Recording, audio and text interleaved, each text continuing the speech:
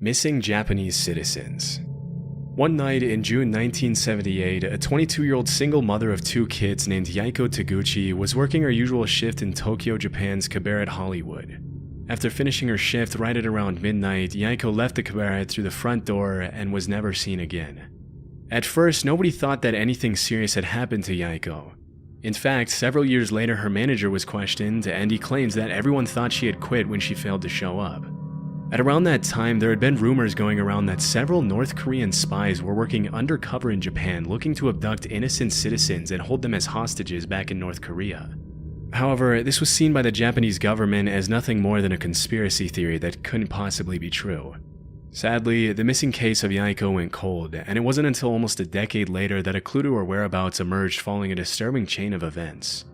In November 1987, as South Korea was preparing to host the Olympics in the capital city of Seoul, a Korean Airlines plane blew up in mid-air as it was flying over the Andaman Sea, taking the lives of 115 innocent people.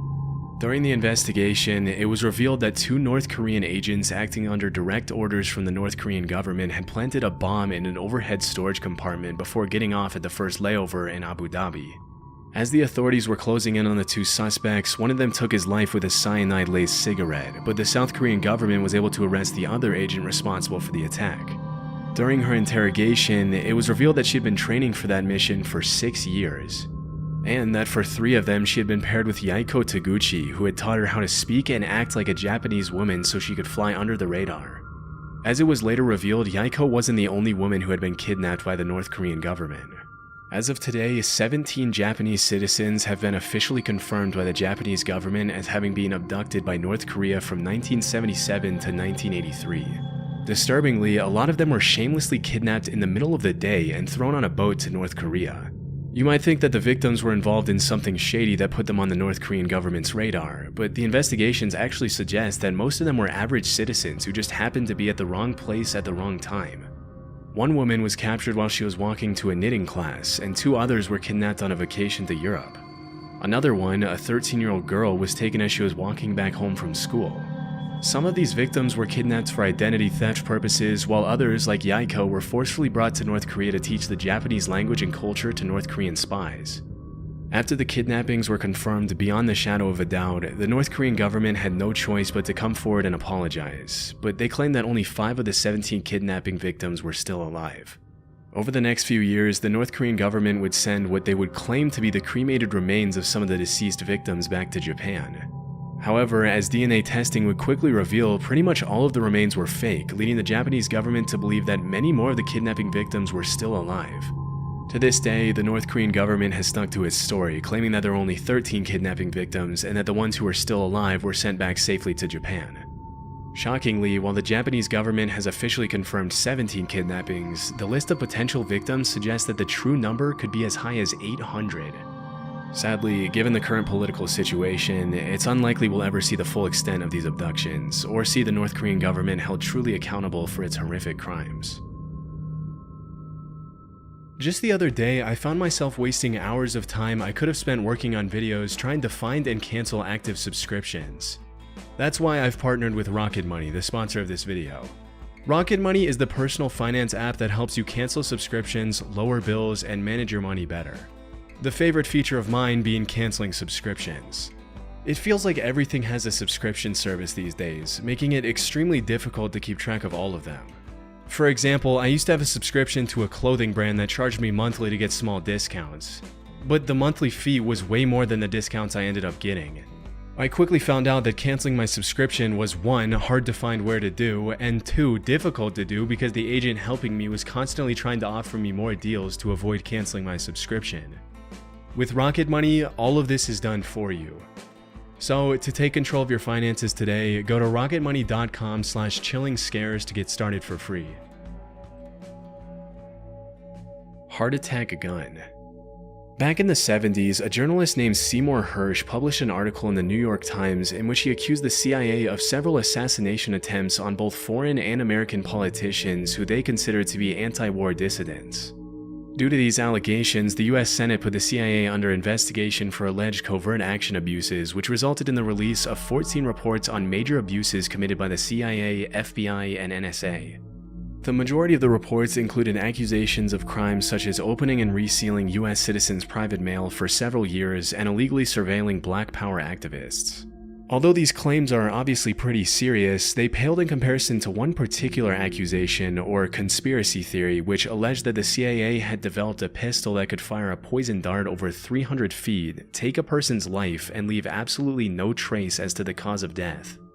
As it was later revealed, this theory turned out to be true, and the development of the poison dart gun was just one part of the program called MK Naomi, through which the CIA had sought to develop weapons for biological warfare.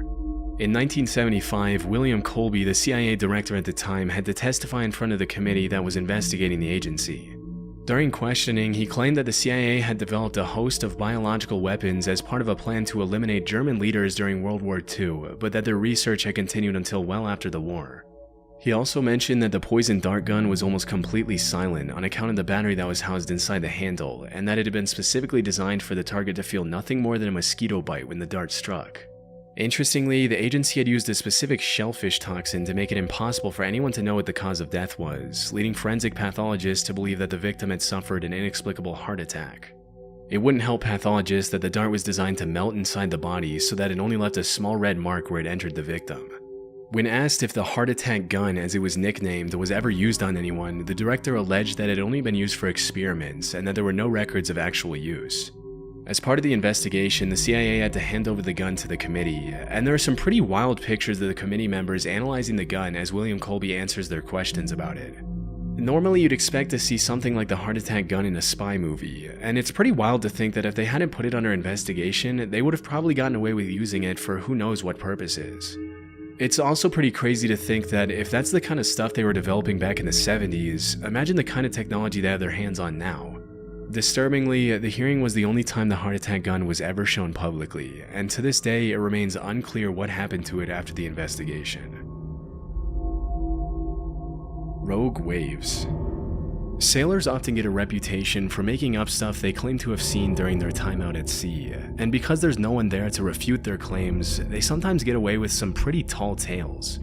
For centuries, sailors all around the world had talked about seeing monster waves on the open sea that would allegedly reach over 100 feet in height.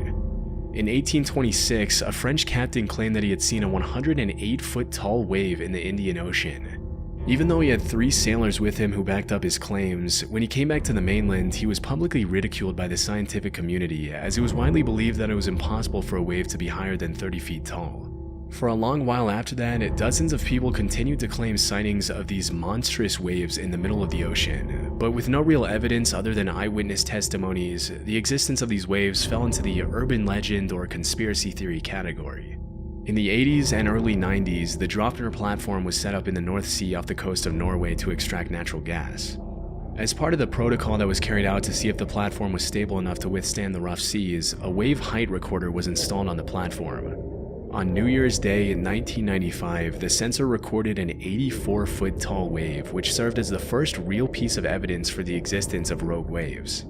After this incident, a lot of people started wondering how many of the sailors from previous centuries had been telling the truth. What's more disturbing than that is that there were probably hundreds of disappeared sailors from all around the world who had come across a rogue wave, also known as a monster wave or a freak wave. But because most people who encountered 100-foot tall rogue waves generally didn't live to tell the tale, their testimony went down into the depths of the ocean with them. Since the Draupner wave of 1995, there's been a growing interest in rogue waves brewing in the scientific community. A few years ago, a professor at the Australian National University had estimated that at any given moment there are 10 rogue waves active in the world's oceans. As of today, a rogue wave is usually defined as a wave that is twice as large as the largest waves that come up in a particular area.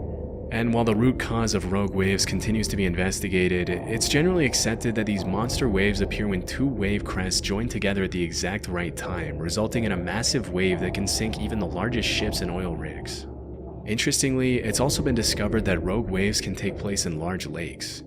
In 1975, a freighter named the SS Edmund Fitzgerald sank in Lake Superior under some pretty mysterious circumstances, with a lot of people in the scientific community coming up with all kinds of hypotheses to explain the incident. It wasn't until several years later that the scientists started theorizing that the vessel could have fallen prey to a set of 3 consecutive killer rogue waves. a phenomenon referred to as the Three Sisters, in which the first wave destabilizes the ship, the second wave hits the ship's deck before it can stabilize again, and the third wave overloads the ship with more water than it can take on. If this were true, it could also provide an explanation for the mysterious sinking of other large ships in oceans around the world over the past few centuries, but this might be a bit more difficult to prove. Poisonous alcohol. In January 1920, the 18th Amendment to the US Constitution was successfully ratified, triggering a 13-year period known as Prohibition, during which the production, sale, and transportation of alcohol was made illegal. During this period, the government enforced some pretty strict measures to prevent bootlegging of alcohol, which made the alcohol black market flourish like crazy. It was pretty much a playground for the mafia, in which the government would raid one bar and another one would crop up in just a few days' time. While all of this was happening, there were some pretty messed up rumors floating around that the US government was taking extreme measures to make sure people weren't consuming alcohol. These included allegations that the government was intentionally poisoning alcohol to make people who consumed it sick. For a while, this remained something of a conspiracy theory, but things took a turn pretty quickly on New Year's Day 1927 when 41 people died from alcohol poisoning at New York's Bellevue Hospital. Disturbingly, the autopsies revealed that a lot of the victims had been drinking industrial methanol, otherwise known as wood alcohol, which can be fatal even at low doses. It turns out that the government had forced companies to denature industrial alcohol to make it undrinkable since 1906, which was far before Prohibition. But when the crackdown on alcohol started, the government ordered these companies to add quinine, methyl alcohol, and other toxic chemicals to discourage people from drinking it. Their reasoning was that if black market dealers knew their alcohol had been poisoned, they wouldn't dare distribute it knowing how dangerous it would be for their customers to consume. I guess they forgot to factor in that the demand for alcohol at the time was absolutely insane, and that black market dealers didn't care who lived or died from consuming their product. It wasn't until December 1933, 6 years after the Bellevue incident, that the federal government finally toned down their abstinence from alcohol policies. But by then, thousands of Americans had already been poisoned with contaminated alcohol. Gorillas. Nowadays, there's really nothing too shocking about seeing a gorilla in a zoo or on TV, but there was once a time when gorillas were considered to be in the same category as the chupacabra, the Jersey Devil, Bigfoot, and the Loch Ness Monster. I was able to find that up until a couple of centuries ago, gorillas were considered cryptids, which are animals that are believed by some to exist somewhere in the wild, but whose existence has never been proven. With most of these creatures, alleged sightings often turn out to be hoaxes, but obviously in the case of gorillas, what were once just rumors turned out to be true. Western explorers wouldn't come across a gorilla until around the 1500s, when an English explorer named Andrew Battelle was captured by the Portuguese off the coast of West Africa. While he was held captive on the mainland, Battelle described these disturbing, giant, ape-like creatures that would occasionally prowl around his campfire, but because he had never seen a similar creature before, he described them more as monsters than as animals. Battelle's description sent the rest of the world into what we can only call a gorilla frenzy, with all kinds of rumors being spread about these allegedly bloodthirsty, dangerous creatures living in exotic parts of the world. Over the next couple hundred years, the buzz around gorillas grew as explorers in Africa sent back illustrations of gorillas to Europe, which were often given to royalty and emperors as rare gifts. If you were to ask any European back then what a gorilla was, they would have described it in a similar way to how we describe Bigfoot or the chupacabra nowadays. They were thought of more as mythical monsters than regular animals. It wasn't until over 200 years or so later that an American naturalist named Thomas S. Savage found a gorilla skull in 1847 during an expedition to Africa, which was the first piece of real proof for the existence of these animals. Naturally, this triggered a bunch of new expeditions to the area, and between 1855 and 1859, French explorer Paul Duchaillu confirmed the existence of gorillas and even brought some back dead. Just as Andrew Battelle before him, Paul Duchaillu also described gorillas as these savage, bloodthirsty creatures which stuck in the public mind for a long time. Around 15 years later, some German explorers brought back a baby gorilla from Africa to Liverpool, even putting up some towels on the ship so he could swing around and entertain himself on the long journey back. As you can probably imagine, as soon as the ship arrived back in Liverpool, people started flocking around the hotel where the gorilla was allegedly being kept to catch a glimpse of the once mythical creature. To the public's dismay, Pongo the gorilla wasn't the massive, violent monster they had thought, but rather a cute little 2-year-old gorilla who loved to play with dogs. A few years later in 1902, a German explorer named Robert von Beringe killed 2 mountain gorillas, which were huge in comparison to the baby gorilla that the previous German explorers had brought back. And that was really the first time the public was able to understand what a full-sized adult gorilla looked like. It's pretty crazy to think that at some point these animals that we now see as normal were once seen as legendary monsters. Interestingly, if you really look at the research, there are a ton of other animals that we now take for granted that were once brushed off as hoaxes, including kangaroos, platypuses, giant squids, and Komodo dragons. With so many of these myths turning out to be true, it really makes you wonder how many animals are out there that we have no idea even exist.